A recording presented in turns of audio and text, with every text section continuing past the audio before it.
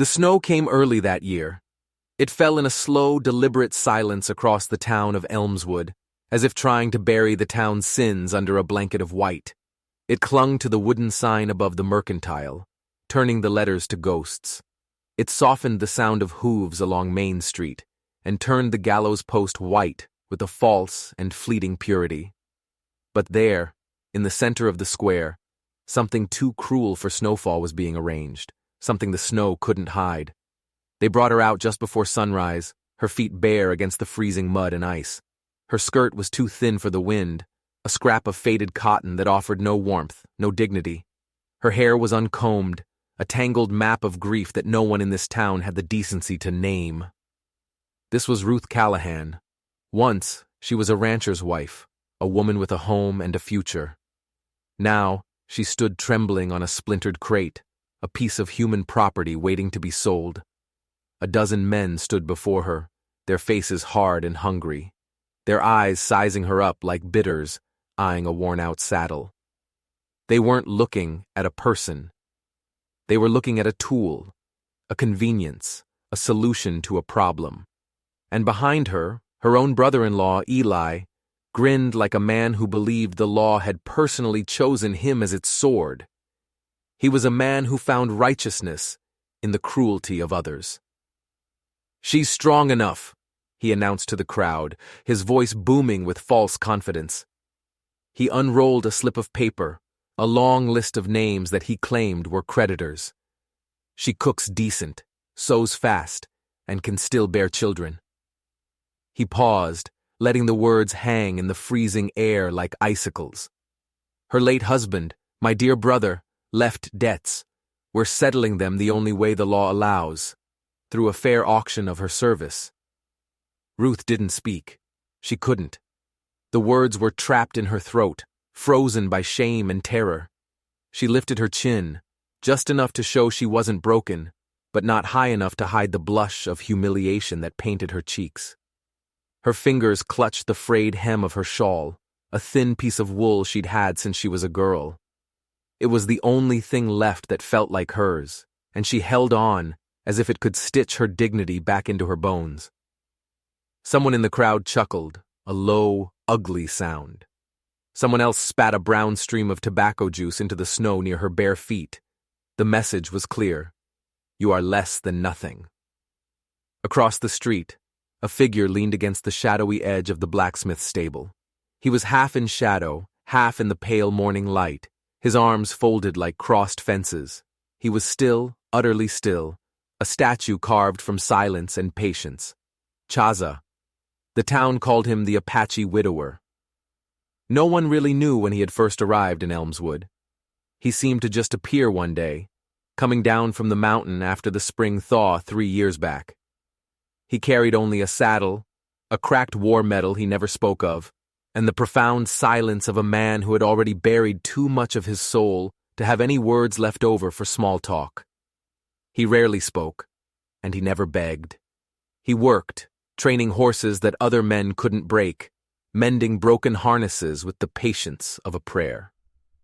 The townspeople called him the ghost that feeds itself, and for the most part, they left him alone. He was a mystery they were too afraid, or perhaps too lazy to solve. But now, as he watched the scene in the square, his silence felt different. It wasn't empty. It was heavy, charged with a power that the biting wind couldn't carry away. He watched Ruth on that crate, but not the way the other men watched. He wasn't watching a spectacle. He was watching the way a hawk watches a fire from across a canyon, knowing it can leap, knowing it might have to.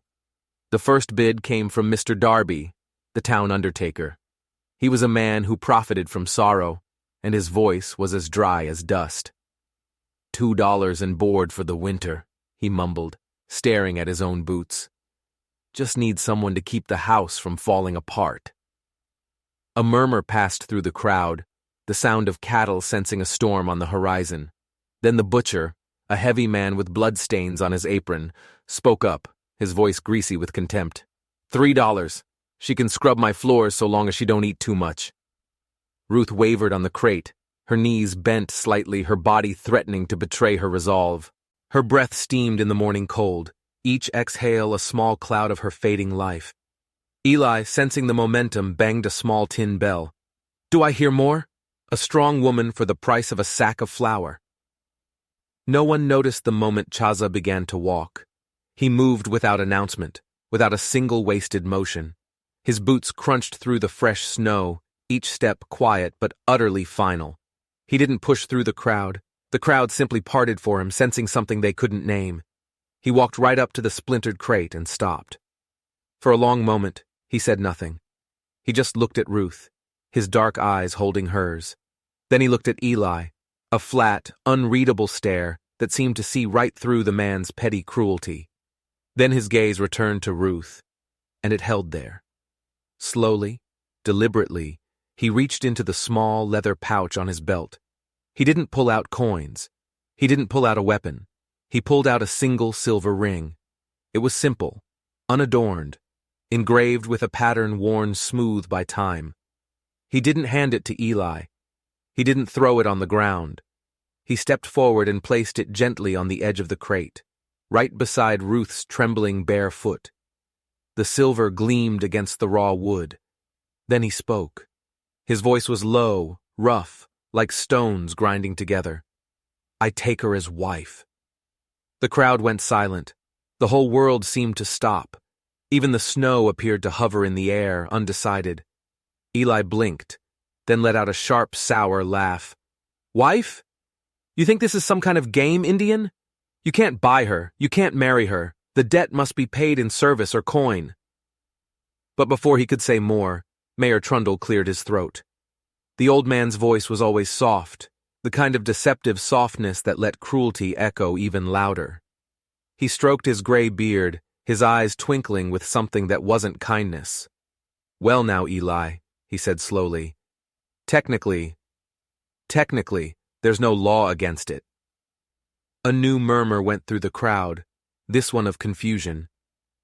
"If both parties consent," the mayor continued, a strange smile playing on his lips, "and if it happens here and now, witnessed by the town, a marriage would make her husband responsible for her debts.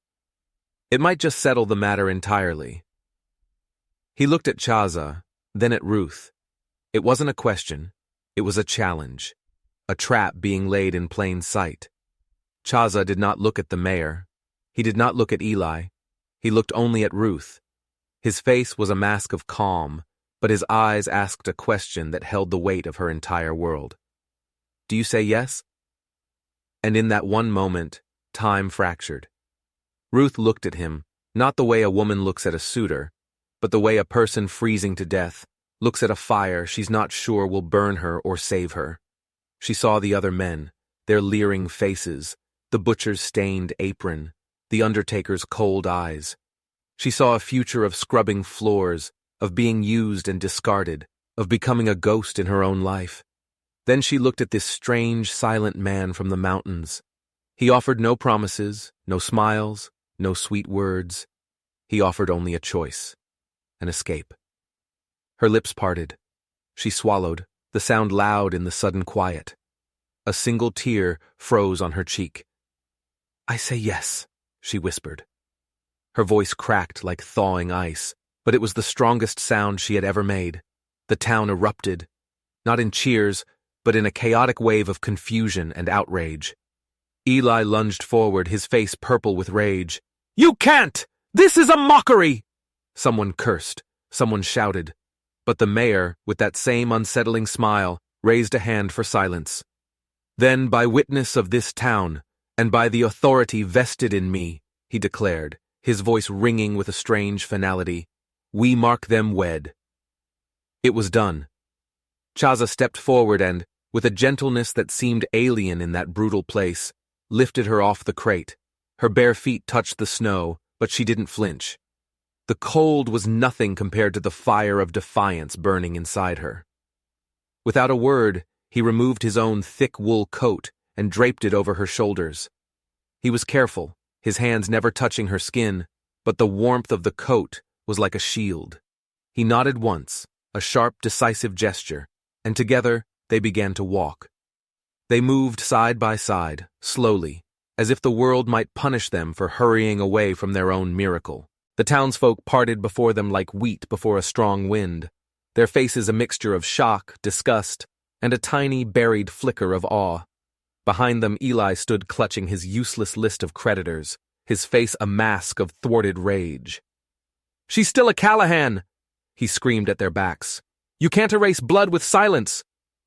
But silence, when carried with enough steadiness, has a way of sounding like thunder. As they walked, a small stone suddenly flew through the air, hurled from the back of the crowd. It whistled past Ruth's ear, missing her by inches. She flinched, but Chaza didn't even turn his head. His hand shot out impossibly fast and snatched the rock from the air. He didn't look at it. He didn't throw it back. He simply closed his fist around it and slipped it into his pocket. The message was colder than any threat.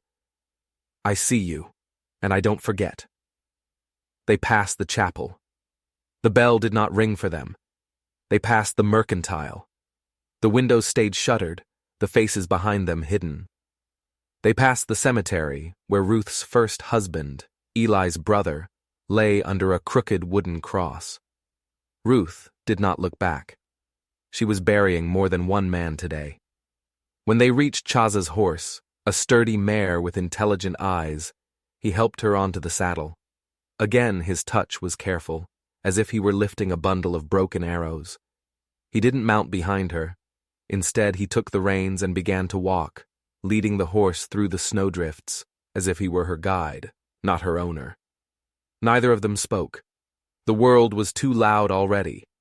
But something in their shadows, stretching long across the white snow, looked like the beginning of a different kind of story.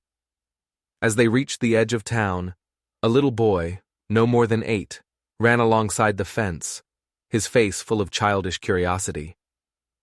"Are you going to live with him now?" he called out to Ruth. Ruth looked down at the boy, this small island of innocence in a sea of judgment. Then she looked at the silent man walking beside her, leading her away from the only life she'd ever known. And for the first time in months, a smile touched her lips. It was small, unsure, but it was real. "Yes," she said, her voice clear and steady. "I think I already am." The boy nodded, satisfied, and ran back to whatever innocence hadn't yet been stolen by town gossip. As the morning light grew stronger, they rode toward the edge of the forest. The snow continued to fall, but somehow, the wind had softened its bite. Ahead, smoke curled from the chimney of a small cabin nestled against the trees, a thin gray ribbon against the endless white. A bird sang from somewhere high in the pines, a lonely, hopeful note. Ruth watched the roof of the cabin appear through the flurries, a destination she never could have imagined. She whispered the words half to herself, a prayer to the silent trees. "Maybe this isn't the end of me." No one heard her, but somehow it felt like the mountain did. The trail narrowed as they entered the pines, the snow so deep it muffled the world, placing a gentle hush over everything. The cabin appeared suddenly around a bend in the path. It was small, square, and weather-worn, its roof sagging slightly under the weight of the snow like an old man's shoulders. But the smoke that whispered from its chimney was a sign of life, a promise of warmth rising into the gray sky. Ruth held tight to the saddle horn, her hands raw and red from the cold, her body stiff from the hours of standing in fear. The weight of all she couldn't say, all she had endured, seemed to settle deep in her bones. This was her new home, a place owned by a man whose name she barely knew, a man who had bought her with a ring and a handful of words. Chaza brought the horse to a stop. He didn't speak. He just opened the cabin door and stepped aside, a clear, silent invitation for her to enter first. She slid from the saddle, his coat falling around her ankles. She stepped inside. The warmth hit her first. It was a living thing, a wave of heat that lapped at her frozen skin. A wood stove in the corner glowed with a low, steady fire. The air smelled of cedar, of wood smoke, and something else. A faint, savory scent of broth. The room was one single space, clean and sparse, A small table stood in the center with 2 chairs, one of them intricately hand-carved with the image of an eagle in flight. Along the walls, bundles of dried herbs hung from wooden pegs. On a rough-hewn shelf sat a collection of small wooden figures. Another eagle, a woman's face with sad eyes, a horse caught mid-gallop. He gestured to the chair nearest the fire. "Sit." Just that one word, offered not as a command, but as a simple statement of fact. Ruth sat down slowly, her movements stiff and uncertain. The warmth felt like a betrayal. Her body craved it so desperately, yet her mind screamed that she didn't deserve it. It felt like shame.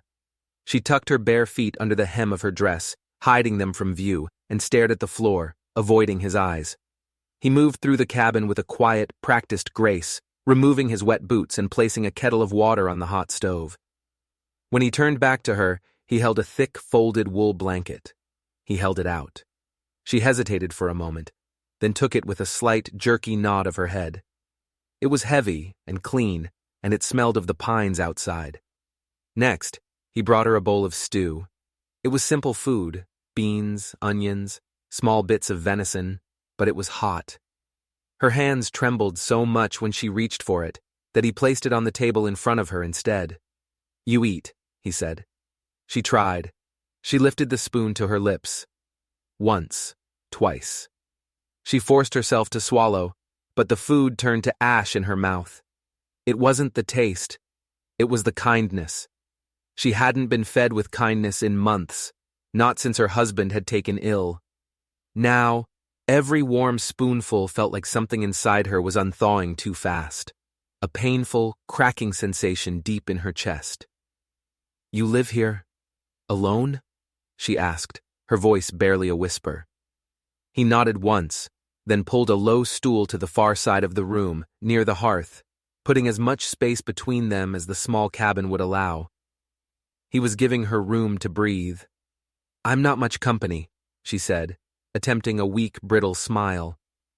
Chaza didn't answer. He leaned forward, tossing a fresh piece of kindling into the stove. The fire cracked and hissed, then settled into a low, contented roar. The silence wrapped itself around them again. It wasn't an uncomfortable silence. It was just wide. A vast, empty space that she didn't know how to cross. She finished half the bowl of stew and set it down, her hands folded tightly in her lap. "You didn't have to do what you did," she said, staring into the fire. "I know. But why then?" He stirred the coals with a metal poker, his movements slow and deliberate. He paused, watching the embers glow brighter. "I have seen a woman left in the snow before," he said, his voice low and flat. "I didn't speak then. I do now." Ruth blinked. She wasn't used to men who meant exactly what they said, using so few words to say it.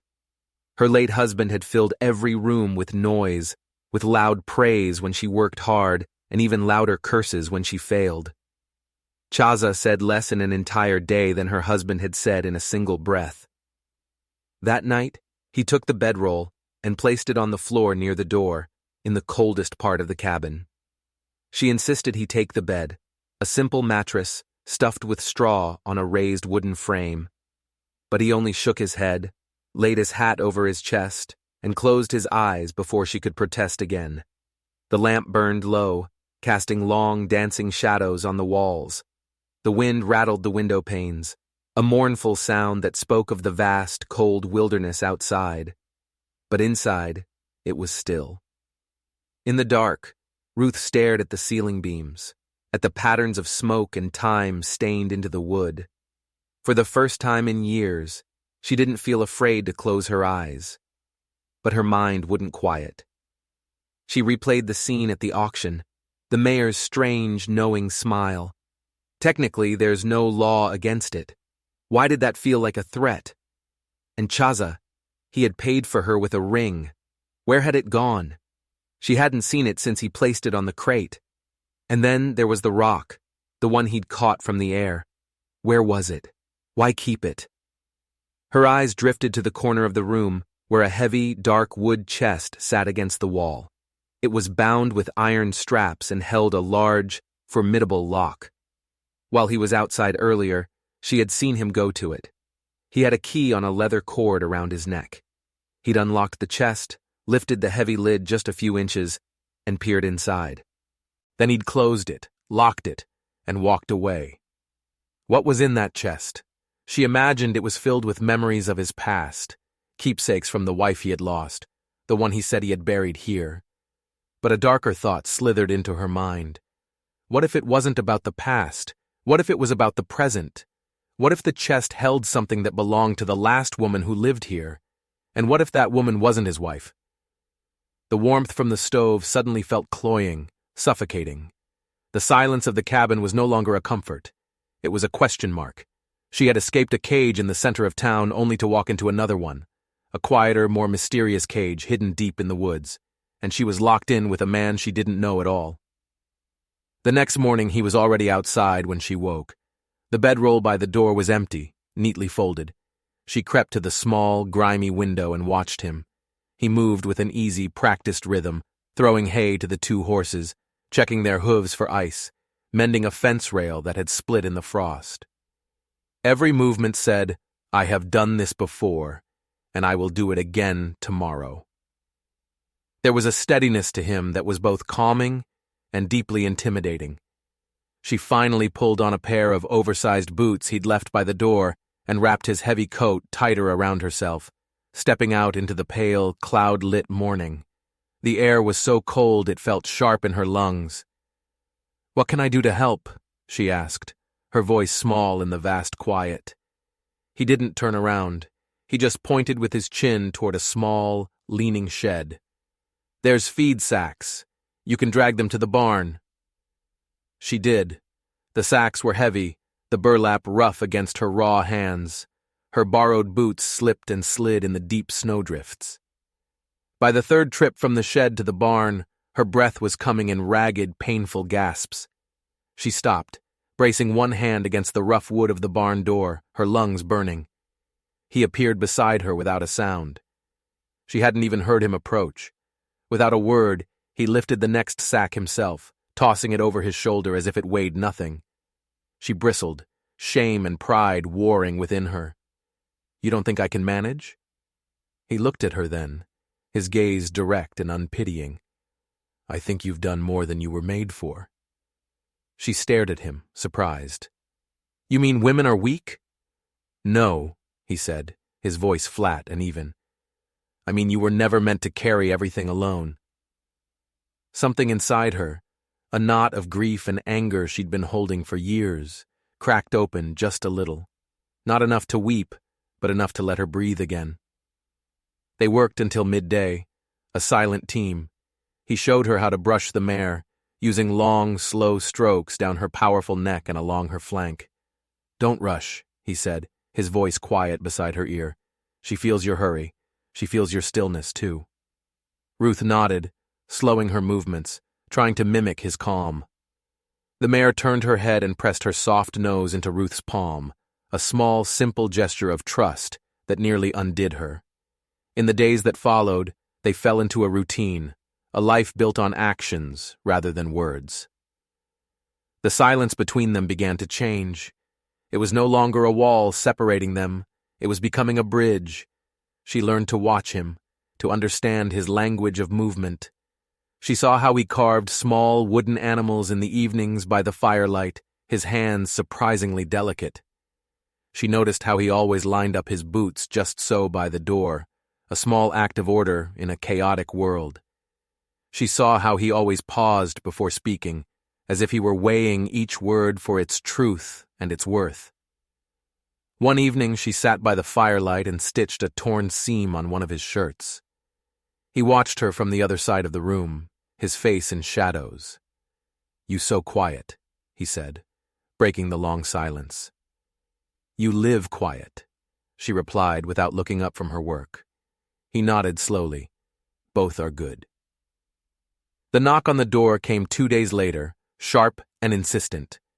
The sound was a violation, an intrusion into the fragile peace they had built. No one ever visited this cabin. Chaza rose and opened the door. The wind swept in a blast of cold air, and with it came Mayor Trundle, He stood awkwardly on their small porch, his hat in his hands, his boots caked with snow, and standing right behind him, his face flushed and his eyes narrowed with a kind of forced civility, was Eli Callahan. "We came to speak with the lady," the mayor said, his voice slick with false concern. Chaza didn't move from the doorway. He was a silent, immovable wall. Ruth stepped forward, wiping her hands on her apron. "What for?" The mayor cleared his throat, his eyes darting from Ruth to Chaza and back again. "Well, my dear," he began, "given the unusual nature of how things occurred, some of the townsfolk are questioning the validity of the union. There's concern." "What kind of concern?" Ruth asked, her voice steady. "That maybe you felt pressured," the mayor said smoothly, "that perhaps you weren't in a right state of mind to consent. We have an opportunity for you. You could annul the arrangement. Return to your kin. No judgment passed." He held up a piece of paper. It was a formal document, an annulment decree, already stamped and bearing the signature of a judge from the next county. "All it needs is your signature, Ruth," the mayor said, offering her a pen. "Or your mark, if that's easier. A simple X, and this is all over. You can come back with us, right now." It wasn't an offer. It was a loaded gun. Ruth looked past the mayor, her eyes locking onto her brother-in-law. Eli wouldn't meet her gaze. He was staring at the ground, a smirk playing on his lips. He thought he had won. She exhaled slowly, a long, tired breath. "I already had kin," she said, her voice dangerously quiet. "My kin stood by and watched while he—" She trailed off, then found her strength again. "My kin sold me like a mule to pay for debts he helped create. And now," she said, turning her gaze to Chaza, "I have a man who lets me choose what I say, what I do, and where I stand." She looked back at the mayor. "I'll stay." The mayor's friendly mask slipped for just a second. A flicker of cold anger crossed his face before he smoothed it over again. Very well, he said, folding the document and tucking it into his coat. "Just had to ask, for the good of the community." They turned to go, but Eli lingered for 1 second longer. He leaned in close to Ruth, his voice a venomous whisper. "The judge who signed that paper, he doesn't like unusual arrangements. He said if you don't sign, he's coming here himself to see why. You'll regret this, Ruth. I promise you." Then he spat on the snow beside the steps and walked away. The threat hung in the air, heavy and cold. A judge was coming. This wasn't over. Inside, Ruth sank into a chair at the table, her hands trembling again. The brief feeling of victory had vanished, replaced by a cold dread. "Why didn't you answer for me?" she asked Chaza, her voice tight with fear and frustration. "Why did you let them talk to me like that?" He looked at her, his face unreadable. "It wouldn't be your answer, then." Later that night, she sat sewing by the firelight again. But this time she did something different. She moved the single oil lamp from its spot on the mantel and placed it on the small table between her chair and his stool, so the warm light reached them both. They didn't speak of the mayor, or Eli, or the coming judge. But as she unfolded the shirt she had mended for him, and as he ran a single finger along the neat, strong line of her stitches, something wordless passed between them. It was the kind of thing that doesn't need a name to be real. Outside, the snow fell again, blanketing the world in white. But inside the cabin, something softer was settling too. Something warm and weightless, like the slow, tentative return of trust. She had made her choice, but she had the terrifying feeling that the true test was still to come. The world was not going to let her go that easily. The snow crusted over in brittle, shining sheets. The world outside the cabin was a place of blinding white and deep, silent cold. By the time the next knock came at the door, it was midday. Ruth was sifting flour by the window, her sleeves rolled high on her arms, her apron dusted white like a baker's ghost. She was humming, a small, wordless tune. It was a sound she hadn't made in years. She looked up and stilled. The humming died in her throat. Chaza was by the fire, mending a bit of tack, his hands patient and steady as always. The knock came again, louder this time, sharper. It was the knock of someone who believed in their own righteousness, someone who didn't expect to be turned away. When Chaza opened the door, a gust of wind swept in, carrying with it Pastor Ellery. He was a small man swallowed by a long dark coat, with snow clinging to the hem and a severe beard that looked more like a sermon than a source of warmth. And he wasn't alone. Behind him, standing like two pillars of judgment, were Mrs. Holcomb, the blacksmith's grim-faced sister, and Clara Dunn, a widow known for her pristine lace curtains and her razor-sharp tongue. They were the town's moral enforcers. "I come in good faith," the pastor said, his eyes scanning the sparse cabin, taking in the single bed, the two chairs, the quiet intimacy of the space. His gaze lingered on Ruth, a look of profound disappointment on his face. Chaza stepped aside, but the tension in his broad shoulders did not ease. He was a predator forced to allow hyenas into his den. "Ruth," Pastor Ellery said, nodding at her with a tight, pained expression that was meant to mimic compassion. "May we have a word? In private?" He glanced pointedly at Chaza. Ruth wiped her flour-dusted hands on her apron, removed it, and folded it carefully over the back of a chair. She nodded. "He stays." The pastor's eyes tightened, but he didn't argue. He sat at the table, while the two women remained standing behind him, like witnesses in a courtroom waiting for the verdict to be read. "I have received word," the pastor began, steepling his fingers, "that the circumstances of your union were most unusual, unorthodox." "They were public," Ruth corrected him. "Indeed," he conceded. "But it is important for the church, for God, to understand if vows were spoken in clarity, if your spirit was truly willing, or if you were coerced by desperation." "I said yes," Ruth answered, her voice cold and clear as ice. "I said it without a rope around my neck or a rifle to my head. That's more than I can say for some of the women who married under your steeple, Pastor." Clara Dunn stiffened, letting out a sharp, offended gasp. Mrs. Holcomb's eyes narrowed into tiny slits of disapproval. The pastor cleared his throat, flustered. "Ruth," he said, softening his tone, trying a different tactic. "I am not here to question your past pain, but this arrangement has caused a great deal of concern among the good people of Elmswood. The church cannot bless what it does not understand." "And what is it you don't understand?" Ruth challenged. "That I chose to live instead of being sold?" "We fear for your soul," Clara Dunn burst out, unable to contain her venom. "Living in sin with this man, it's an abomination." Ruth looked past them all, to Chaza. He hadn't sat down. He stood by the hearth, his arms crossed over his chest, his face an unreadable mask of stone. He was watching, waiting. He would not fight this battle for her. She turned back to the pastor. "You want me to walk away from this cabin? You want me to go back to my brother-in-law, the man who put me on that auction block? You want me to let the town patch up its own guilty conscience with my sacrifice?" "No, of course not," Ellery replied quickly, holding up his hands. "Only that you consider what is right in the eyes of the Lord. You are still a young woman. There are good men, godly men in our town who might offer you proper protection, a real future." A bitter smile touched Ruth's lips. "Good men? Godly men? I stood on that crate freezing to death while the good men of your town bid on me like I was a brood mare. Your Mr. Darby offered $2 to have me scrub his floors.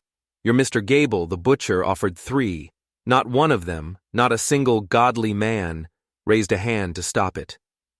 The pastor looked away, a faint blush coloring his cheeks. Mrs. Holcomb stepped forward, her voice surprisingly gentle. "You could still have a place with us, Ruth, a proper one. We could find you sewing work. We could even speak to Eli, persuade him to be charitable." Ruth stood up, not abruptly, but with a slow, deliberate firmness that made them all fall silent. "I was proper," she said, her voice low and trembling with a rage she had suppressed for years. "I was dutiful. I stayed silent when I should have screamed. I obeyed when I should have run. And where were you? Where were the good people of Elmswood when my husband's hand was raised against me? Not one of you ever came to my door. Not one of you left a bowl of soup on my step after he died. Not one of you spoke a word for me at that auction. She turned her burning gaze on the pastor. You want to know if I was in my right mind when I said yes to this man? She asked, her voice ringing with newfound power. She turned to Chaza, her eyes locking with his. Yes, I was. For the first time in my life, I was in my right mind. And I still am. Chaza met her gaze. He didn't smile, he didn't nod, but something passed between them, something sturdy and unseen. It was the kind of truth that doesn't need witnesses or blessings from pastors. Pastor Ellery stood, defeated. He smoothed his long coat, his air of righteousness completely gone. I only ask that you think on it, he mumbled. Pray. The Lord listens to those who seek his true path. I did seek it, Ruth said, her voice softening now that the storm had passed. I prayed every single night. And maybe, just maybe, this is where it led me. They left without another word, a small, defeated procession trudging back through the snow, their faith unable to stand against a truth it couldn't condemn. When they were gone, Ruth sank back into her chair, her body shaking from the adrenaline. Were you afraid? She asked Chaza. Afraid they would take me back? He shook his head slowly. You are not mine to take. She tilted her head, confused. What does that mean? If you choose to leave, I will not stop you, he said, his voice flat. And I will not speak for you, because that is what they want. Another man to own your voice. The answer wasn't cruel. It was steady. It was like he had placed a lantern in her hand, instead of simply lighting the path for her. That night, she couldn't sleep. The dreams came again, fractured and cold. She was back in her old home, the air thick with the smell of whiskey and fear. She heard Eli shouting, saw her name written in a ledger beside a long column of figures labeled debt. She saw the mayor's smiling face, the judge's signature on the annulment paper, the pastor's judgmental eyes. They weren't going to stop. They would keep coming, chipping away at her resolve, until she broke. Before dawn, she rose from the bed and, on impulse, walked out into the snow barefoot. The cold was a vicious bite, a pain so sharp it was clarifying. She stood by the horse corral, her arms wrapped around herself, and looked at the eastern sky, where the first faint smears of pink were beginning to stain the darkness. She heard his footsteps behind her, but didn't turn around. They'll keep trying, won't they? She said to the trees. Yes, he replied, his voice a low rumble behind her. I can't hide in your cabin forever. You are not hiding, he said. You are healing. She finally turned to face him. The space between them was charged, electric. And what if I never fully heal? What if a part of me is always broken? He looked at her for a long, quiet moment. His eyes, usually so guarded, seemed to soften. Then I will still keep the fire lit. It wasn't a promise of love. It wasn't a declaration of passion. It was something older, something deeper. It was like stone, like cedar, like the mountain itself. It asked for nothing, and it gave everything. She stepped closer, so close she could smell the wood smoke on his coat and the faint iron tang of horse on his skin. Her bare feet were numb, but she didn't care. Will you teach me? She asked, her voice barely a whisper. Teach you what? Everything. How to mend tack like you do. How to set snares for rabbits. How to chop kindling without taking off a finger. She hesitated, then met his gaze, a challenge in her eyes. And how to ride, not side saddle like a lady, like a free woman. A flicker of something, amusement, surprise, respect, passed across his stoic face. It was the closest she had ever seen him come to a smile. Yes, he said. By midday she was in the yard with an axe. Her hands blistered within the first hour. She cursed under her breath, her arms aching, her back screaming in protest. But she didn't stop. He didn't correct her form or offer to take over. He only adjusted her stance once, a firm hand on her shoulder. showing her how to put her weight into the swing. Then he left her to it. The rhythm of the axe striking wood, swing, bite, split, steadied her heartbeat. The ache in her muscles was a good pain. It was the pain of becoming stronger. That evening, she brought him a cup of hot tea without being asked. She placed it near his hand where he sat carving, then sat across from him with her own cup. The silence between them was no longer a void or a bridge. It had become a shared space, comfortable and worn as an old blanket. It was a song that had no need for lyrics. A new winter had begun inside her. But this one, she knew she would survive. And when she finally looked out the dark window, at the world that had once tried to sell her like meat, she didn't feel small anymore. She felt quiet and strong enough to stay. The morning smoke from their hearth rose cleanly into the pale sky, a straight, unwavering column against the frostbitten air. It was a declaration. We are still here. Ruth was humming that day, a wordless tune that had become a part of her new life. She was by the window, slicing winter roots for a stew, the movements of the knife sure and steady. Chaza was outside, splitting cedar logs with the quiet, powerful rhythm he gave to all things. The scent of snow and fresh-cut pine filled the air, and for a short, fragile while, it almost felt like peace was something that could not only be found, but could actually stay. Then, the dog barked. It wasn't the dog's usual bark of greeting or curiosity. It was a sharp, frantic warning, a sound of pure alarm that cut through the morning stillness. Ruth dropped the knife. She flung open the cabin door just as the smell hit her, a vile chemical stench that choked the clean mountain air. It was the smell of burning pitch, of kerosene, of pure, unadulterated rage. A smoldering torch lay just short of the porch step, its flame licking greedily at a dry support beam, a hungry orange tongue against the weathered wood. And behind it, smeared across the wall of their cabin in crude, angry letters, were the words, "Half-breeds burn." Chaza was already there, moving with that impossible speed. He was beside her in a heartbeat, stamping out the flame on the porch with his heavy boot. He kicked the smoldering torch into a deep snowbank, where it died with a final, angry hiss.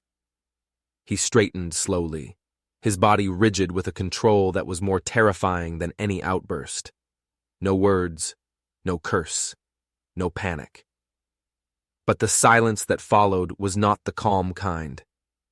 It was the silence before a lightning strike, the stillness before the world breaks apart. Ruth stared at the words painted on her home.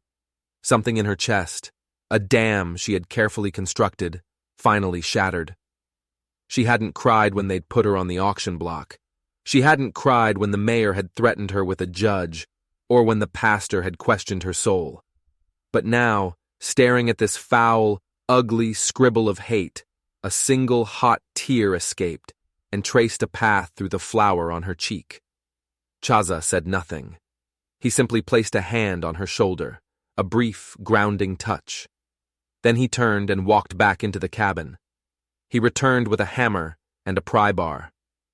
By sundown, he had hammered new, clean boards over the hateful words.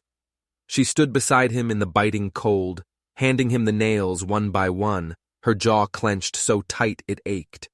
They worked until their hands were stiff and numb, until the raw wood covered the hate. But they both knew. You can cover the wound, but that doesn't make it go away. The next day, she had to go to the trading post for supplies.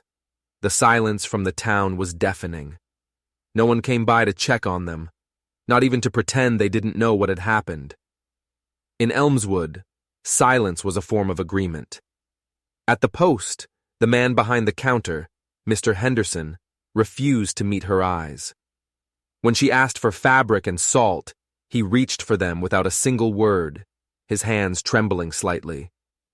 As she counted out the coins, she heard someone mutter from the back of the store, just loud enough for her to hear. He should have stayed with his own kind. Ruth didn't flinch. She didn't turn around. She placed her coins down slowly, deliberately, one by one. Then she picked up her goods and walked out, her head held high. On the long walk home, She clutched the sack of flour to her chest like it was a shield. The silence in the woods was heavy with unspoken questions. "Are you angry?" she finally asked Chaza when she got back to the cabin. He was sitting by the fire, sharpening a knife. He nodded once without looking up. "At them?" she asked. "No," he said, his voice a low growl. He tested the edge of the blade with his thumb, at how long they have been allowed to stay the same. That night, she poured hot water into a basin and brought it to him. She gently took his hands, which were blistered and raw from the hammering, and soaked them in the warm water. He didn't pull away. She dried them carefully with her apron, then sat beside him at the fire and began to stitch the hem of a blanket that had come undone. "You could leave," she said quietly, her eyes on her needlework. "You don't have to stay here and endure this. You could go back to the mountains, or south. You don't owe me this fight."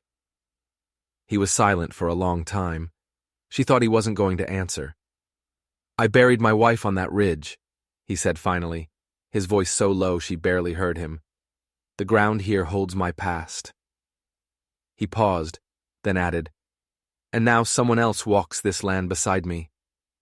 She stopped sewing, her needle frozen mid-stitch. She looked up at him. "You think I belong here?"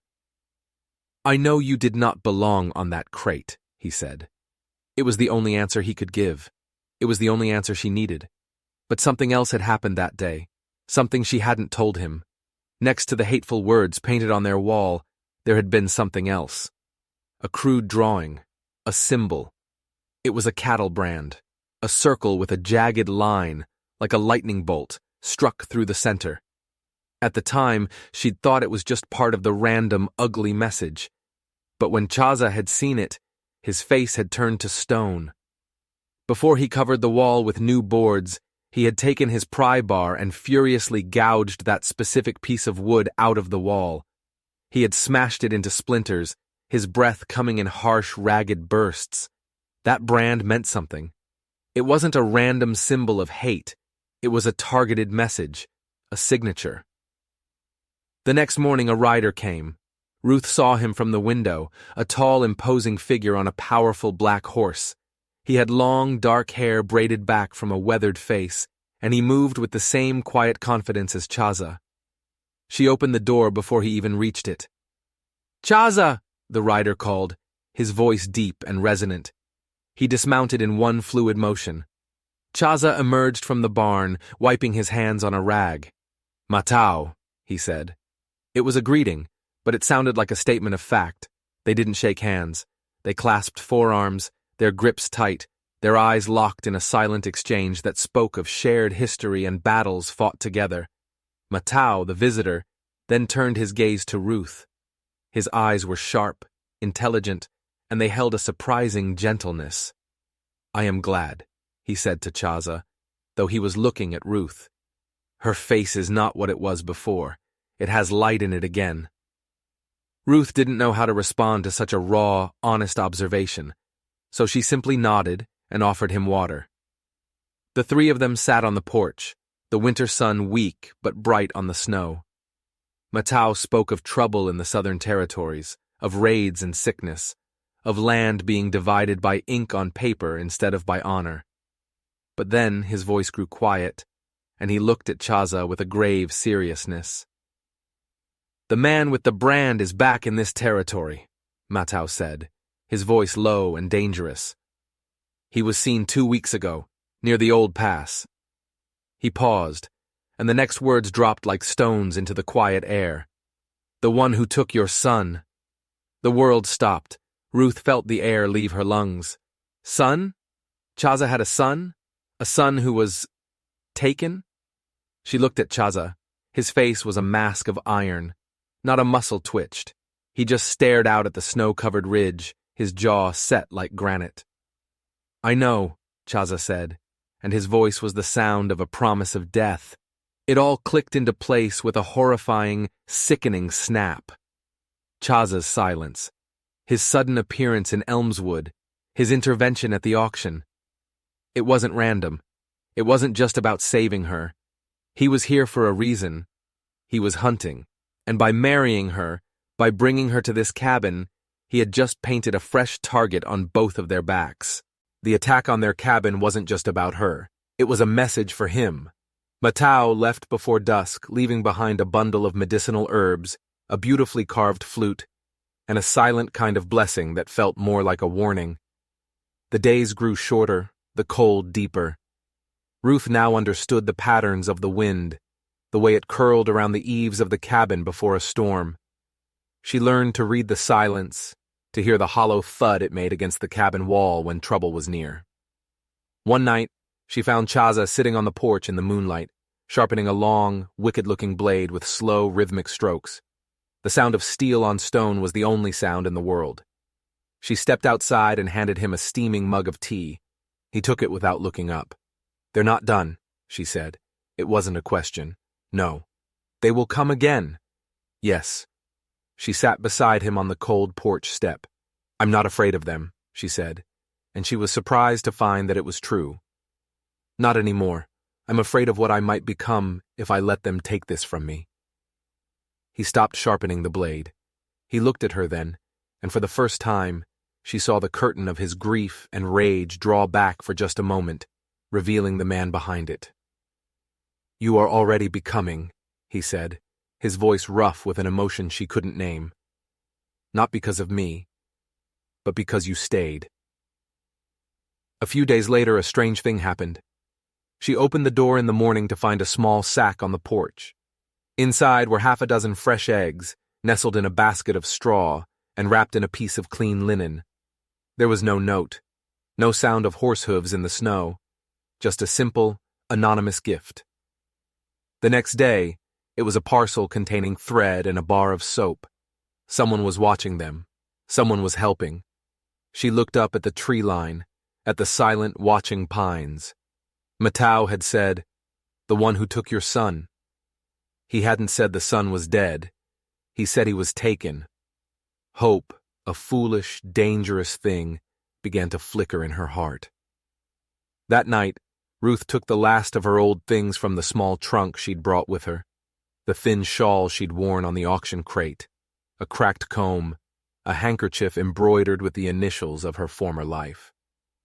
She walked deep into the woods behind the cabin, to the base of a towering, ancient cedar tree. She dug a hole in the snow and the frozen earth with her bare hands until they were numb and bleeding.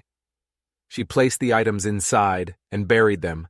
No tears, no prayer, only a release. As she stood brushing the snow and dirt from her skirt, she whispered to the silent woods, "I belong here now." The wind seemed to carry her words up the ridge, like smoke from a steady, rising flame. When she got back to the cabin, Chaza had lit the lantern on the porch. The golden light pooled across the snow, a beacon in the vast darkness, a signal to anyone who dared to look their way. Inside, the fire burned bright and hot. And somewhere beyond the hills, the town of Elmswood slept, still twisted in its own smallness, still clinging to its hate. But it now had one fewer woman willing to kneel before it, and one more man who had a reason to fight. The final battle was coming. They both knew it. Dusk came with a lavender sky, the kind that made the trees seem taller and the snow beneath them glow with a deep, bruised blue. It was a beautiful, deceptive stillness. Ruth was at the window, folding the last of the laundry. Chaza's shirt, her own stitched apron, a length of muslin she'd bought, thinking of curtains for the spring, an act of hope. She heard them before she saw them. The sound was wrong. It wasn't the sound of a lone rider or a friendly visitor. It was the sound of hooves, many of them, the crunch of wagon wheels straining under a heavy tension, and the low, ugly sound of men who were traveling with a purpose. She dropped the cloth and stepped onto the porch just as Chaza came around the side of the barn, a hammer still clutched in his hand. His body was tense, his head cocked, listening. They appeared at the edge of the clearing, 5 men on horseback, with a single heavy-duty wagon lumbering behind them, and in the center of the wagon bed, coiled like a monstrous sleeping snake, was a length of thick, rough rope. It was new, heavy, and ugly with intent. At the front of the procession, sitting tall in his saddle, was Eli Callahan. His chin was high, his face alight with the kind of bitter righteousness that had finally found its moment. Riding beside him, looking pale and deeply ashamed, was the town sheriff. "She's coming with us!" Eli shouted before the horses had even come to a full stop. His voice was a raw, triumphant bark that echoed off the silent trees. "Sheriff's got the writ. That so-called marriage ain't legal. Never was. No license, no priest, no law." Ruth didn't move. Her heart was a cold, hard knot in her chest, but her body was still. She watched the rope in the back of the wagon, swaying slightly as the wagon halted. Chaza came to stand beside her. His eyes were narrowed to slits, but he didn't reach for a weapon. The hammer in his hand hung limply at his side. Eli dismounted, his boots crunching loudly in the snow. He swaggered toward them, a cruel smile twisting his lips. "We let you play house in this pigsty long enough, Ruth. I won't have my brother's widow dragging the Callahan name through this kind of filth any longer. You're going east. Your aunts have agreed to take you in. We're here to escort you." The sheriff remained seated on his horse, his gaze fixed on the saddle horn. He wouldn't look at Ruth. He wouldn't look at Chaza. "You're the one who dragged our name through filth," Ruth said, her voice surprisingly even, dangerously calm. "You did it the day you put me on that block and tried to sell me." She glanced at the coil of rope in the wagon. "And you think you can fix it now with that? You think this is about you?" Eli snapped, his confidence faltering for a second. "This is about the law. It's about respect. It's about—" "No!" Ruth cut in, her voice ringing with newfound authority. "This is about control. It always has been." Eli's jaw tightened. "You'll come now, Ruth, willingly, or we'll drag you out." That's when Chaza finally moved. He didn't speak. He didn't raise the hammer. He simply stepped forward, positioning himself directly between Ruth and Eli. A silent, immovable wall of flesh and bone. His hands were open, his breath slow and even. He looked past Eli, his eyes locking on the sheriff. His voice was low, but it carried with absolute firmness. "Do you stand behind this, Sheriff?" The sheriff shifted uncomfortably in his saddle. "The paper's real, Chaza," he mumbled, his voice cracking. "But I didn't expect this. The rope." "You didn't expect to see her carried off like cattle?" Chaza asked, his voice still quiet, but now laced with cold steel. "Again?" The sheriff had no answer. He looked away, ashamed. Chaza turned his gaze back to Eli. "She chooses. Not you, not me, her." Eli let out a bitter, ugly laugh. "Choose? What's there for her to choose?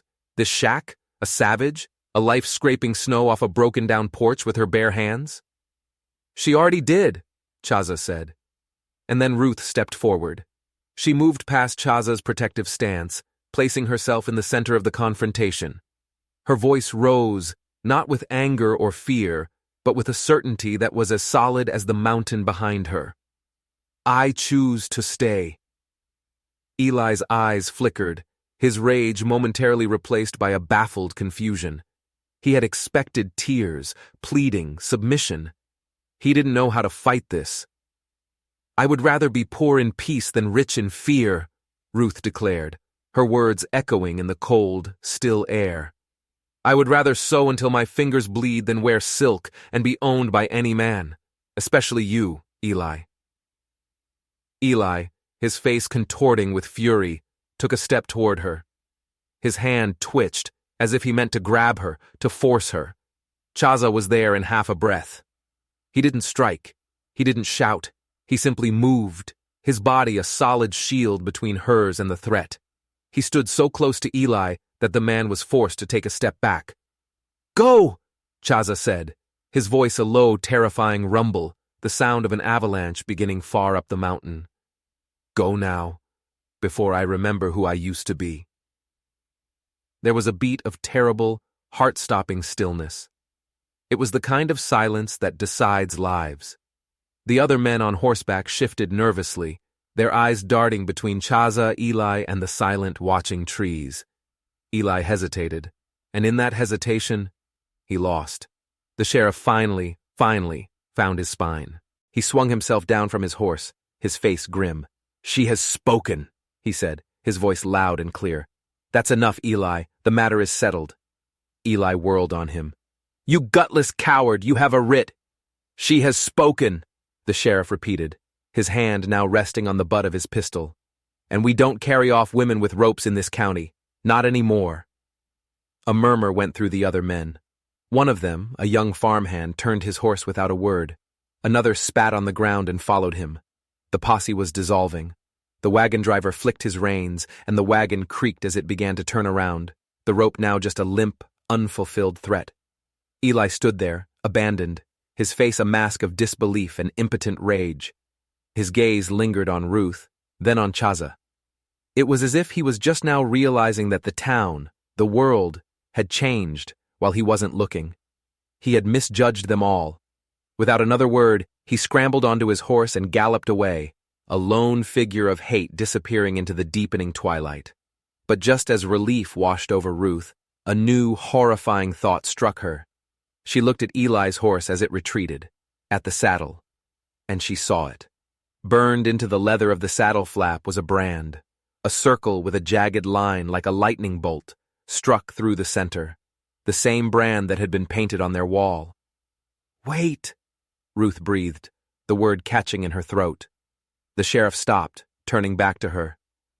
"The brand," she said, pointing a trembling finger after the retreating figure of Eli. "On his saddle, it was the same one, the one they painted on our cabin." The sheriff's eyes widened in comprehension. He had been a pawn in a much darker game than he had ever imagined. This wasn't about a marriage or a debt. Chaza, however, showed no surprise. He simply reached into the leather pouch at his belt. He didn't pull out the rock. He didn't pull out a knife. He pulled out the simple silver ring, the one he had placed on the auction crate. He held it up in the fading light for the sheriff to see. "This was my wife's ring," he said, his voice heavy with ancient grief. "Years ago, before she passed, she gave it to a man, Mr. James Callahan, Ruth's late husband." The sheriff stared, confused. "As a gift? As payment," Chaza corrected him. "My family helped him start his ranch. He owed us a debt of honor. He was a good man. He paid it. He gave my wife this piece of land, this cabin, free and clear." The pieces began to click together in a sickening pattern. "The debts," Ruth whispered. "The debts Eli claimed my husband had. They weren't real." "No," Chaza said, his eyes hard as flint. "Eli was stealing from his own brother's ranch for years, running his own dark dealings, leaving a trail of ruin. He created the debts to cover his own crimes. The auction wasn't about settling your husband's affairs. It was about getting you out of the way before you discovered the truth in the ledgers. It was about silencing you and taking the land for himself." The final piece of the puzzle fell into place. The brand, the taken son. Chaza looked at the sheriff, his voice dropping to a deadly quiet. "And Eli's dark dealings included trading with men who steal children. The brand on his saddle is the mark of those men. It's the mark of the man who took my son." The sheriff stood frozen, the full, monstrous weight of the truth finally crashing down on him. The writ, the auction, the harassment. It was all a lie, a cover for a crime so heinous he could barely comprehend it. "Eli Callahan," the sheriff said, his voice shaking with fury as he drew his pistol.